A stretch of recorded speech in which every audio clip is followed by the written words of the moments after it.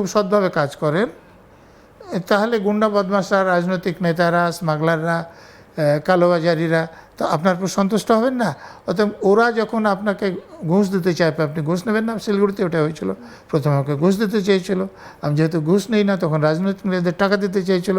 যেহেতু আমার মুখ্যমন্ত্রীর কথা পোস্টিং হয়েছিল, ট্রান্সফারও তারা করতে পারেনি, তখন গুন্ডা বদমাশদের টাকা দিয়ে আমাকে খুন করার চেষ্টা করা হয়েছিল। তো এটা হবেই। তা কোথাও কি মনে হয় এই যে বারবার এরকমভাবে যখন আপনারা বিপদের মধ্যে ঢুকে যখন আপনারা কাজ করছেন, নিজেদের জীবনকে আপনারা বাজি রেখে কাজ করছেন, তারপরে যখন কখনো কোনো অফিসারের উপর যখন প্রশাসনিক চাপ আসে, তখন সেটা তো দুর্ভাগ্যজনক। কিন্তু আমি যদি নিরপেক্ষভাবে আইনত কাজ করি, আপনি মন্ত্রী আছেন, আপনার অসুবিধা হচ্ছে, তা আপনার তো আমার উপর রাগ হবেই। তো আমি এগুলো জানি যে এগুলো হবে, যার জন্য আমার তো বললাম যে অনেকবার ট্রান্সফার হয়েছে, 1 মাসের মধ্যেও ট্রান্সফার হয়েছে, এবং আমার বিরুদ্ধে একাধিকবার প্রসিডিং হয়েছে।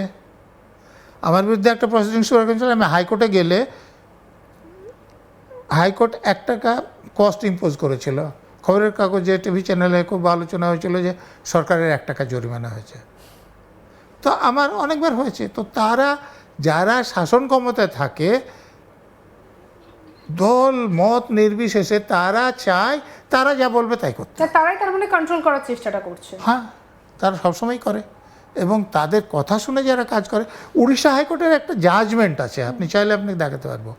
ও হাইকোর্টে জজ সাহেব বলছেন যে যারা খুব অসৎ অফিসার, তাদের বিরুদ্ধে শাসক দলের লোকেরা কোনো ব্যবস্থা নেয় না, কারণ তারা শাসক দলের নেতাদের সন্তুষ্ট করে চলে।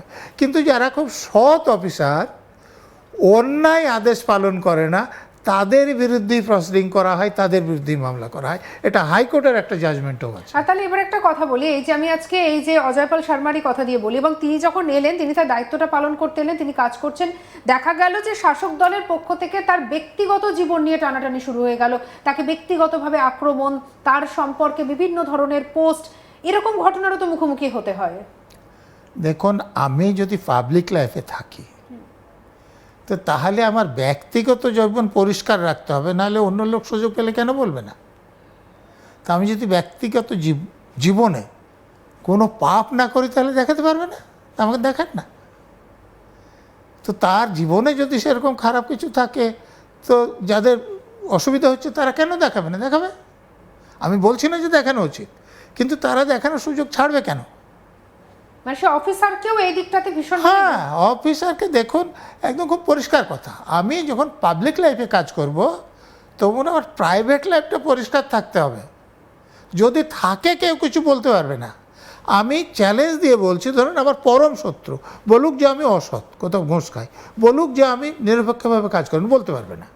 বলবে যে কথা শোনে না, এরকম কিছু বলতে পারে, কিন্তু এটা বলতে পারবে না যে ও অসৎ, এটা বলতে পারবে না যে ও দুর্নীতি করে, এটা বলতে পারবে না। তো তেমনি যে কোনো অফিসারকে তার ব্যক্তিগত জীবনটাও সৎ রাখা উচিত, যদি সে নিরপেক্ষভাবে কাজ করতে চায়। অসৎ থাকলে তো তার অসততার সুযোগ নিয়ে শাসক দল তাকে খারাপ কাজে ব্যবহার করবে। যে অফিসারদের দুর্নীতি শাসক দলের নেতারা জানেন, শাসক দলের নেতারা সেই অফিসারকে খুবই পছন্দ করেন, কারণ সেখানে যাকে বলে চুলির মুঠি ধরে তাকে বলবে যে এটা সই করে দেবে, বলবে এটা করবে, এটা করিস না, করবে না। দুর্নীতিপরায়ণ অফিসারদের শাসক দলের নেতারা খুব পছন্দ করেন, মানে তাদেরকে যা খুশি সেরকম কাজ করানো যায়। কিন্তু আমি যদি সিদ্ধান্ত করি যে আমি আইনত কাজ করব, বেআইনি কাজ করব না, তাহলে আমার রেকর্ডটা ঠিক রাখতে হবে। আমি একটু আপনার কাছে জানতে চাইবো যে বাংলার এমন কোনো অফিসারদের কথা যদি একটু তুলে ধরেন, যাদের ভয়ে বিভিন্ন এলাকা জুজু হয়ে থাকে, এই যে যাদেরকে আমরা দেখলাম যেবারে ভোটে একদম পুরো দাপিয়ে কাজ করলেন, মানুষজনকে একেবারে পুরো যারা অন্যায় কাজ করতে গেলেন তাদেরকে চুপ করিয়ে দিলেন। খুব সৎভাবে কাজ করেন, তাহলে গুন্ডা বদমাশরা, রাজনৈতিক নেতারা, স্মাগলাররা, কালোবাজারিরা তো আপনার উপর সন্তুষ্ট হবেন না। অতএব ওরা যখন আপনাকে ঘুষ দিতে চাইবে, আপনি ঘুষ নেবেন না। শিলিগুড়িতে ওটা হয়েছিল, প্রথমে আমাকে ঘুষ দিতে চেয়েছিল। আমি যেহেতু ঘুষ নেই না, তখন রাজনৈতিক নেতাদের টাকা দিতে চেয়েছিল। যেহেতু আমার মুখ্যমন্ত্রীর কথা পোস্টিং হয়েছিল, ট্রান্সফারও তারা করতে পারেনি, তখন গুন্ডা বদমাশদের টাকাতে আমাকে খুন করার চেষ্টা করা হয়েছিল। তো এটা হবেই।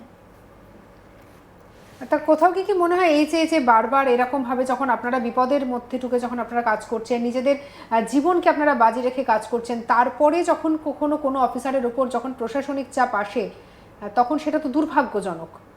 দুর্ভাগ্যজনক, কিন্তু আমি যদি নিরপেক্ষভাবে আইনত কাজ করি, আপনি মন্ত্রী আছেন, আপনার অসুবিধা হচ্ছে, তা আপনার তো আমার উপর রাগ হবেই। তো আমি এগুলো জানি যে এগুলো হবে, যার জন্য আমার তো বললাম যে অনেকবার ট্রান্সফার হয়েছে, 1 মাসের মধ্যেও ট্রান্সফার হয়েছে, এবং আমার বিরুদ্ধে একাধিকবার প্রসিডিং হয়েছে। আমার বিরুদ্ধে একটা প্রসিডিং শুরু করেছিল, আমি হাইকোর্টে গেলে হাইকোর্ট 1 টাকা কস্ট ইম্পোজ করেছিল। খবরের কাগজে, টিভি চ্যানেলে খুব আলোচনা হয়েছিল যে সরকারের 1 টাকা জরিমানা হয়েছে। তো আমার অনেকবার হয়েছে। তো তারা যারা শাসন ক্ষমতায় থাকে,